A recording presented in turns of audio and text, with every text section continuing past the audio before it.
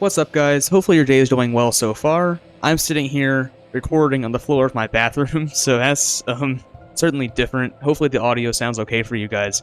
Today I wanted to talk about a topic that I've been thinking about in the Deltarune kind of theorizing mindset for a long time now.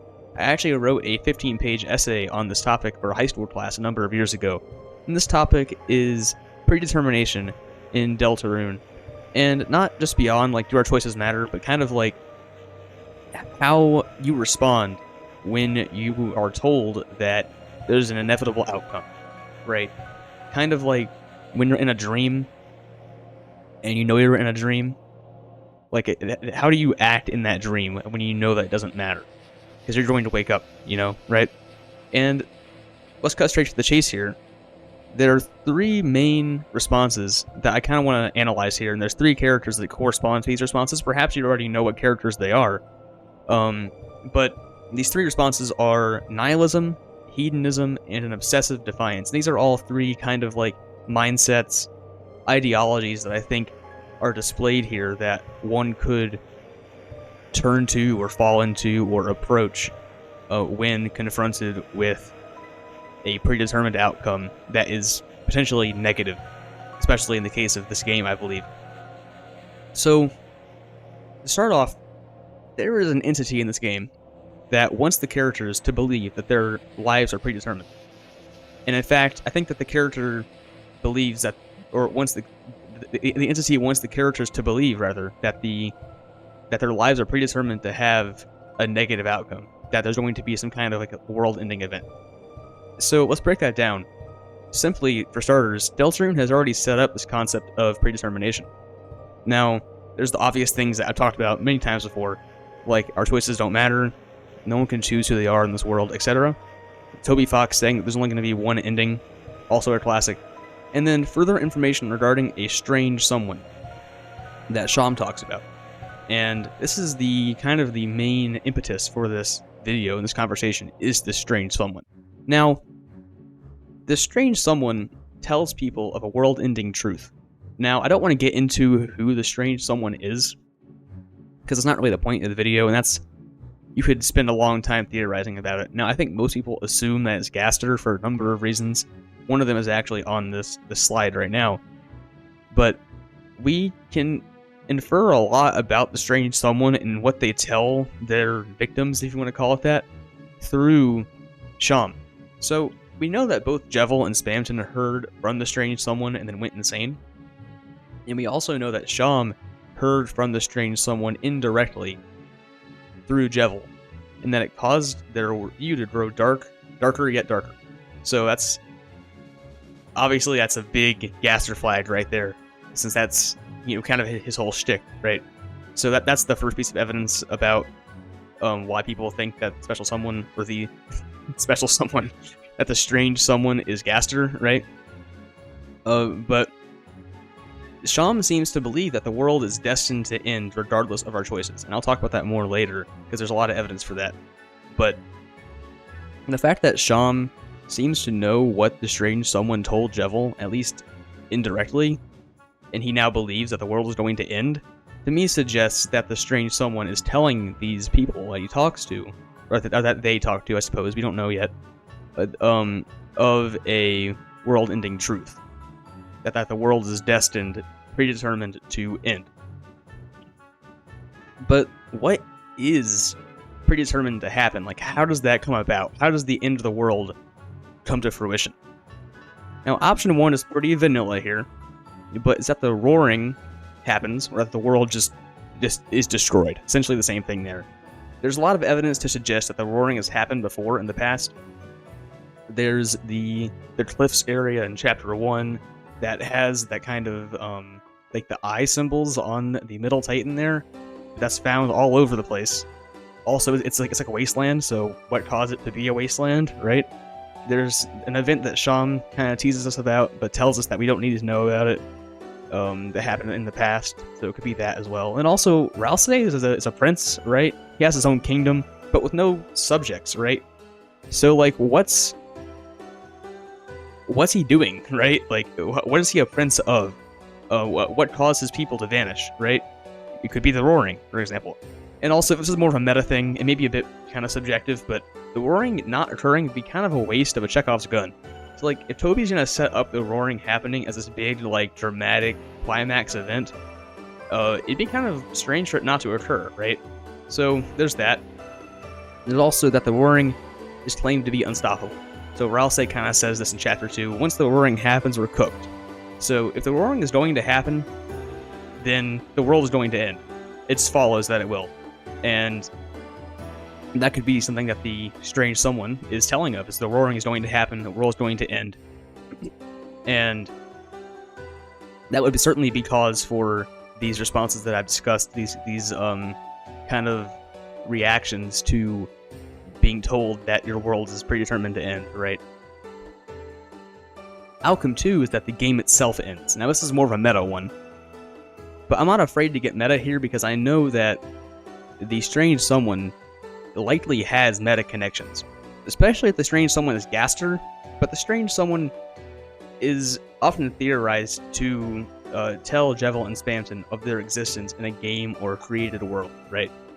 This is made most obvious, or this is the biggest piece of evidence for this, is that Sham tells Jevil, or rather, Sham hears from Jevil that Jevil believes that the world is a game, and that all of the characters in his world are just players in the game. So that's what Sham tells us about Jevil's kind of philosophy after hearing from the strange someone.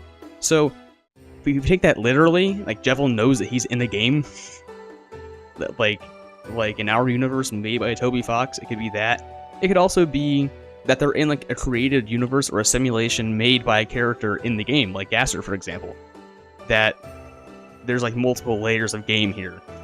So either way, I want to say that this could be pretty messed up, not just because you know that you're in a game, but also the idea that when the game ends, or when the player stops playing the game, or that the entity stops running the simulation, for example, the world will end for the characters. As soon as we like click the little X on the top right corner and close the tab, the characters cease to exist. Their universe ceases to exist. That could be the way that the world ends for them, and them knowing that they're in a game and that the game is going to end could cause them to believe that they are predetermined to face certain doom, to cease to exist. And I have a qualm with this, and that's that this seems a bit contradictory to Undertale's message, because Undertale, the point of the game was, when you get the good ending, for example, to leave the game alone, to let bygones be bygones. You've made all the characters happy, you've gotten them out of the underground. Don't reset. Don't give in to your temptation to play the game again and find more content, because those characters are happy now. The characters that you made happy are going to stay happy as long as you don't mess with the game anymore. Like, even after you're done playing it. So I think that this take would be a bit contradictory to that take that Toby sets up in Undertale. However, that's okay. Like, it doesn't mean that this is not possible, because the strange someone isn't guaranteed to be right here. Like, the strange someone could just, be misled or lying to them. So the strange someone, like, saying this doesn't mean that it is true, or it is a message that Toby is setting up here, right? Like, the characters themselves don't necessarily have to speak for Toby, right, in his message in the game. The third option is the time loop theory, or something else in general. The time loop theory by Jaru is very convincing. I like it a lot. It gives a pretty bittersweet ending that I think is pretty impactful. I'm a big fan of the idea. I kind of hope it happens, actually. So check out Jaru. He's great. I love him. Full of unique theories. I want to be someone that's up to his level someday. Maybe even get a collab, perhaps. I'm a big fanboy, so shout out to him. Maybe the strange someone tells of the time loop, for example, or generally something negative and destructive being unavoidable. So just saying that we are predetermined to have the world end, essentially. Now, another possibility is that this isn't in the slides, but that the strange someone tells them that, or shows them a world where they don't exist. Because this was a topic that was set up by the Goners / the Gaster followers in Undertale, thinking about a world where you don't exist and how it kind of goes on without you. Would you feel like your choices matter if you learned that the world still goes on without you, and you're just a cog in the machine, kind of, that if you take yourself out, the machine keeps running. So that's something else to think about. That's a bit less of a predetermination thing, and more of a not mattering as a person, as an individual thing. But that still could be a cause for why these characters kind of feel doomed, right? And feel trapped. So keep that in mind. Especially if you subscribe to the shadow crystal theory, that the shadow crystals show you a world where you don't exist. That's a very convincing thing, because once again, it ties back to Gaster, and Gaster ties to the secret someone, and the secret someone ties to the secret bosses, and the secret bosses, or the strange someone rather, and the secret bosses tied to the shadow crystals. So it all kind of loops around to this big, like, Goner, Gaster, intertwined theory. So that's also a possibility, but we'll stick to more of like the world-ending predetermination kind of thing for now, just for the sake of the argument. So, what characters respond to this revelation? And this should be pretty obvious by now. I've kind of shown my whole hand here already at this point, but characters that have heard the words of the strange someone. And there's kind of 3 characters that I have in mind here. You probably already know who they are, because I've already mentioned them before in relation to the strange someone in this video, so it should be pretty clear who I'm going to be talking about. But I won't hold you. I'll go ahead and show what's going on here. My first character, the first response, is Sham. And Sham is our local nihilist in this game. Sham is great. They know a lot of things that they feel like they shouldn't really know. It's kind of like Rouse, where both of them kind of just happen to know things and hold things back and hide things until it seems convenient. Sham knows about the strange someone, obviously, once again. They also know about the night. They also know about shadow crystals, the shadow mantle. They know just a lot, and it's kind of off-putting in some sense, because they're obviously hiding things, but at the same time, Sham's just a great source of lore.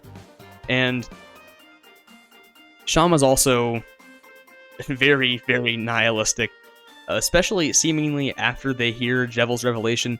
So, as I mentioned previously, Sham hears Jevil's revelation from the strange someone that drove Jevil mad, and says that they've been impacted by his words, once again, to have like a darker yet darker outlook on their world. So Sham seems to be aware of their lack of control in their universe, or this predetermined destruction in the universe, and they exhibit traits of nihilism so much throughout their dialogue. For example, I have 2 good examples here. Now there are more as well, but here they say, we're talking about how we are the heroes and how we're going to save the world and this and that. And they say that we too will begin to realize the futility of our actions, implying that they used to kind of have a determination to fight and push forward, but then eventually they realize that it's futile and that there's no point in fighting, which implies that they've, that this happened due to the whole Jevil incident, because this conversation is incited due to talking about Jevil. So this is the first sign of nihilism, that they've kind of given up and they realize that everything we do is futile and has no purpose. The second piece of evidence that I want to draw your attention to, or the dialogue that I want to draw your attention to, is this one, in which Sham says that we can toast to the end of the world. Now this happens a few dialogue boxes after the previous one that I just showed, and essentially they're saying that once we realize the futility of our actions, that they'll make tea for us and that we can toast to the end of the world, seemingly celebrating in the end of the world coming. Now, I used this line as evidence for the strange someone telling their victims about the end of the world, so it's also evidence for that as well. But Sham here seems to be pretty content and even kind of encouraging the end of the world to happen. And that level of apathy or contentness with letting this predetermined outcome occur seems to indicate that Sham is a very nihilistic person. So that's kind of my take on Sham and how they fill that role of nihilism after realizing that their outcome in their universe is predetermined. And the next character is Sham's buddy Jevil. Now, Jevil represents hedonism. So Jevil, after encountering the strange someone, he goes mad and begins to see the world as a game. We already talked about that previously. But he becomes obsessed with playing games and believes that he is free in his cage because he can do as he pleases while inside the cage. Whereas others outside the cage are trapped because they're not truly free like him. This is interesting because I think he believes this not because he's crazy, but like Seam even admits that Jevil has a point here. And I think that what Jevil is getting at is that in his cage, he can do whatever he wants, right? No one's gonna stop him. He has the freedom to behave how he wants, to embrace things that he wants to embrace the pleasures and the fun that he wants to have. A very hedonistic kind of mindset there. And sorry, I had to cough. He has an obsession with games, especially those that involve death and bloodshed. And this indicates that he values the pursuit of pleasure and fun over all else. And that's kind of the definition of hedonism, is that it's the belief that the purpose of life is the pursuit of pleasure. Now, he literally says, I can do anything. Now, this is taken often as a reference to how he is the Joker card or like a wild card, meaning that in games he can do anything. But at the same time, this also seems to indicate a level of freedom that he believes he has to literally perform any level of action that he desires to do. Like, he's trapped in the cage. I mentioned this a minute ago. He's trapped in the cage, but he kind of is free to do whatever he wants in that cage. He can do anything in that cage. So he embraces this level of freedom and pursues pleasure and playing a game with the fun gang that results in lots of potential pain and bloodshed. It's a simple numbers game, right? When your number drops 0, you die. And he seems to get a lot of pleasure out of that, a lot of joy from embracing this lifestyle of just, doing whatever he wants. So that's why I think Jevil... Oh, and I should mention this, actually. Jevil also, obviously, he knows, because he's the one that directly talked to the strange someone. He knows the same revelation that Seam knows about the end of the world coming, or that life's a game, or whatever predetermined event that causes him to believe that the world is going to end or is meaningless. This is not just a reaction to him being in a cage, but also a reaction to the fact that what he does is kind of meaningless if the world's going to end. So I mentioned the whole dream analogy at the start of the video, but imagine that you're in a dream, and you can do whatever you want, because it's just a dream. Like, the dream is going to end. So if Jevil believes that he's in a game that's going to end, or that his world is going to end, he has no reason to hold back what he wants to do, because the world is going to end regardless. Everyone is going to meet the same fate no matter what he does. So he shouldn't have to hold back the things that he desires to do. So that's kind of how that ties into the predetermination and world-ending theory there, and kind of how that's Jevil embracing hedonism. And the final one, I'm sure you've seen it coming, is our pal Spamton. Now, Spamton is, as I mentioned at the start of the video, this obsessive defiance. He wants to fight against the end of the world. He wants to achieve a way of breaking out of this predetermination that he has been told that he's been trapped in. So Spamton talked to the strange someone, and initially he was successful in his career as a salesman until he got ghosted by the strange someone over the phone, and he heard garbage noise.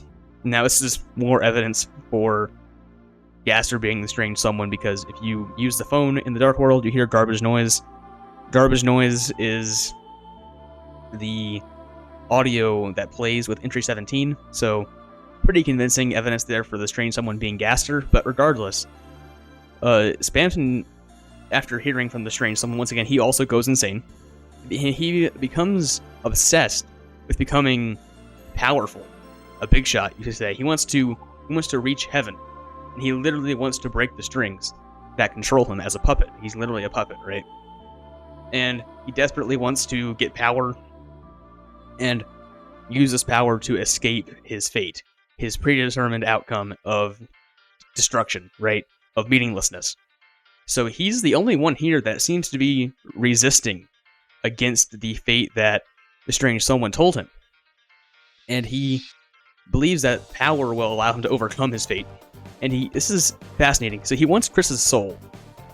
Now, there's obviously a very clear parallel between Spamton and Chris that causes Chris to be uncomfortable after the Spamton Neo boss fight, because they see that Spamton is also being puppeted and controlled the same way that they are. And so, Spamton wants Chris's soul, which is ironic because Chris's soul is what's controlling Chris, right? Chris is being controlled by the soul. So Spamton wanting the soul is very ironic because he's wanting something that would control him as well, you would assume. And also, something that's both ironic and sad is that when his strings get snapped using the pacifist way of defeating him, he just essentially just dies. He ceases to operate, he ceases to function, and he turns into the big shot Bowtie, right? So even when he does not himself achieve the power to reach heaven or whatever he wants to do to break free of his lack of control and his fate, but like when we help him do it by breaking his strings that control him, he just dies. Like he can't live without being controlled. That's really sad, but it's also an indicator that he can't escape. That perhaps the strange someone was correct in what they were saying, that in the end, we're all predetermined to meet the same end, the same fate, whether that be us not mattering because because life goes on without us, or the world's going to end, or we're in a game and the game is going to end. Ultimately, the game makes an effort to show Spamton's defiance and then shut it down and show how ironic it is that, and how misled he was in wanting this thing that could never truly free him. But on that super happy note, guys, thanks so much for watching the video. If you made it this far, you must have liked the video, so like the video and drop a sub. I would appreciate it a lot. Be sure to talk about what you think about this theory in the comments down below. This is one of my favorite theories that I have developed personally. I think that it's just my baby, you know? Like, I'm very proud of it, and I like kind of a different perspective that it gives on Deltarune and its themes of control and predestined outcomes. So yeah, with that in mind, guys, I love you guys. Be safe, be smart, don't be stupid, and have a great rest of your day.